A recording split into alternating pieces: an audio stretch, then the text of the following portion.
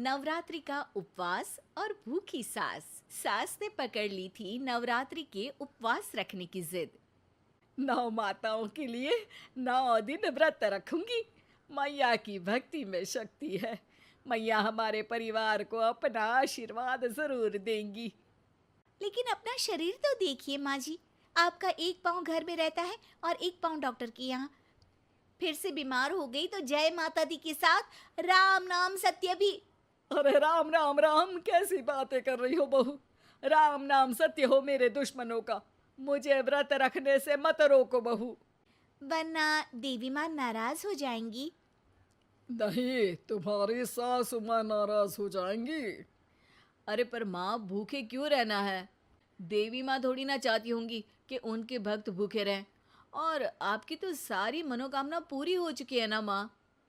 लालच है बेटा, लालच बुढ़ापे में भी खत्म नहीं होती। अरे तुम चुप करो जी।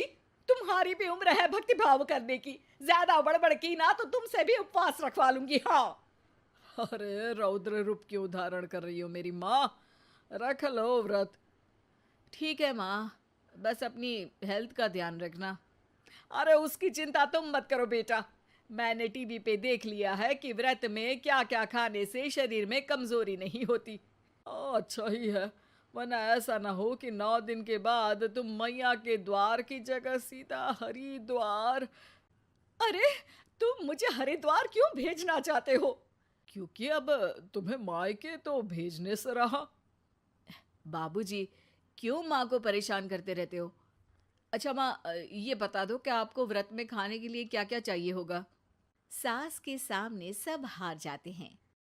माँ के कहे सामान को बेटा लेकर आता है। नवरात्रि का पहला दिन है। नाश्ता कर लो, स्वस्थ रहो, मस्त रहो। मेरा व्रत से ध्यान भंग मत करो। अच्छा ठीक है ठीक है।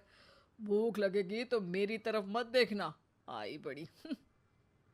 तुम कोई खाना हो जो तुमको देखूंगी, आए बड़े। माँ जी, ये लीजिए आपका फरियाली मिक्सचर। इससे व्रत नहीं टूटेगा। अरे इतना सा? दिन भर भूखी रहने वाली हूँ, थोड़ा तो और ला दे। पर ये सब तो सपोर्ट के लिए होता है ना माँ जी, पेट भर के थोड़ी ना खाना होता है। करवा चौथ का व्रत नहीं रख रही हूँ जो कुछ ना खाऊं पीऊं। हाँ यार, ये तो मैंने सोचा ही नहीं। तुम इतने सारे व्रत रखती हो तो मेरे लिए करवा चौथ का व्रत क्यों नहीं रखती? अरे जुबान पे तुम्हारा नाम न रखूं, व्रत क्या खाक रखूंगी तुम्हारे लिए। माँ के कहने पर बहू और भी फरियाली ले आती है, जिसे खाकर माँ डकार मारती है। इतनी जोर से डकारोगी तो दुर्गा मैया भी डर जाएंगी। तुमने तो उनके शेर से भी तेज आवाज निकाल दी। अरे शेर के जैसा पंजाबी मारती हूं मैं, देखना चाहोगे? तुम्हें पता है ना, व्रत रखते समय हिंसा वाली बातों से, विचारों से और बुरी चीजों से दूर रहना चाहिए। सही कहा। बुरी चीजों से दूर रहना चाहिए। इसीलिए तो तुमसे दूर जा रही हूँ, दूसरे कमरे में। सास ने कई सारी ऐसी चीजें खाई जिनसे व्रत ना टूटे। बहू, सब्र का फल मीठा होता है। इसका मतलब ये थोड़ी है कि तू मुझे शाम तक फल नहीं खाने देगी। माँ जी, 1 घंटे पहले ही तो आपने इतना सारा। अरे एक खाता ही बना ले, उसमें लिखा करे कि मैंने कितना खाया, कितना पानी पिया। अरे नहीं नहीं माँ जी, मैं अभी फल लेकर आती हूँ। जोर से बोलो। नहीं माँ जी, मैं फल लेकर आती हूँ। अरे ये नहीं, जोर से बोलो, जय माता दी। सासू माँ एक साथ बहुत सारे फल खा लेती है। माँ जी, इतनी जोर से मैं डर गई। अरे भक्ति की शक्ति की पुकार है। पुकार नहीं, डकार है। हाँ हाँ ठीक है ठीक है। चिप्स और लेकर आना जरा, उससे भी व्रत नहीं टूटता।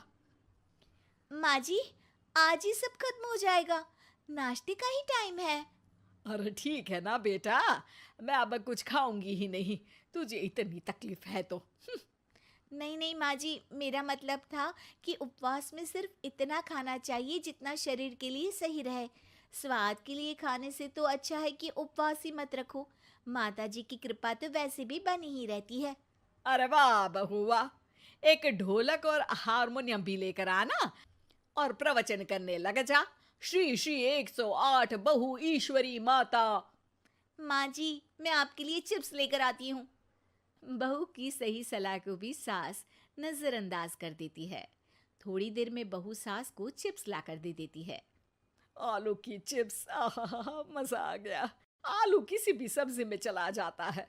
आलू पनीर, आलू पालक, आलू टमाटर, आलू भिंडी और तो और पराठे में भी चला जाता है। वैसे ही इंसान को भी हर स्थिति में आलू जैसा होना चाहिए। थोड़ी देर में वहां ससुर जी आते हैं। क्या चिप्स खा रही हो? अरे नहीं जी, दिख तो चिप्स ही रही है। अरे तो पूछ क्यों रहे हो? अरे गुस्सा क्यों हो रही हो? उपवास में गुस्सा नहीं करना चाहिए। और ऐसा तो है नहीं कि सिर्फ तुम उपवास करती हो, हमने भी तो किया होगा कभी। नहीं जी नहीं, तुम तो कर ही नहीं सकते।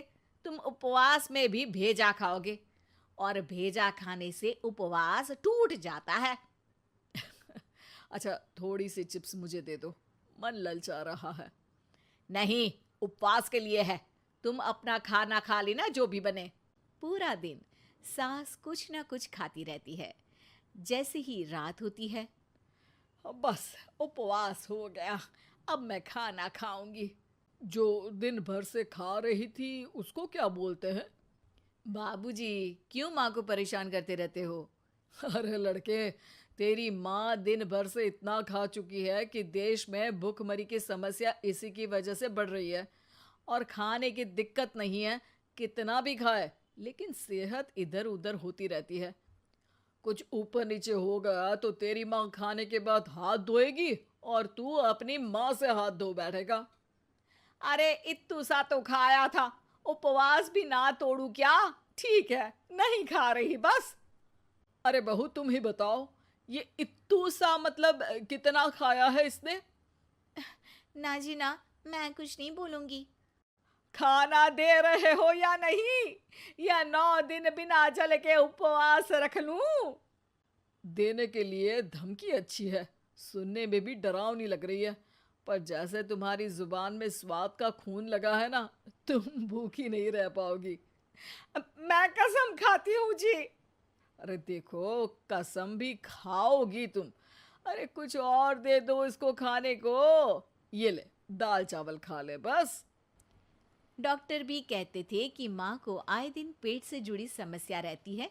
बस इसी के लिए घर वाले पहले उन्हें उपवास नहीं करने दे रहे थे, लेकिन जब उपवास करने दिया तो माँ ने इतना फरियाली खाया कि घर वालों की चिंता बढ़ा दी।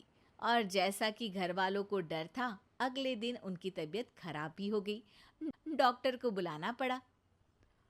अरे जितनी बार आप बीमार होते हो उस हिसाब से तो मुझे एक क्लिनिक आपके घर में ही खोल लेना चाहिए। या फिर क्लिनिक में ही इनका एक अलग कमरा बनवा देते हैं डॉक्टर साहब। बाबूजी, पिताजी, मेरे जनक, क्यों हमेशा मजाक करते रहते हो? डॉक्टर साहब, माँ का पेट खराब है। क्या खाया था? जो मिला जो दिखा सब कुछ। अरे बस भी करो जी। बस तो तुमको करना था खाते वक्त। देखिए, खाना अच्छी बात है और उपवास भी आदमी को रखते रहना चाहिए, लेकिन तब जब शरीर लायक हो। पहले दिन ही बीमार हो गई तो 8 दिन कैसे होगा? आप व्रत मत रखो और खाने पीने पे ध्यान दो। मैं गोलियां दे रहा हूँ। आप भी कुछ खाने को ही दे रहे हो? हाँ, इससे जल्दी ठीक हो जाएंगी। समझ गई हैं आप? अब तो ठीक ही होना है ना मुझे। जोर से बोलो। जय माता दी। जय माता दी।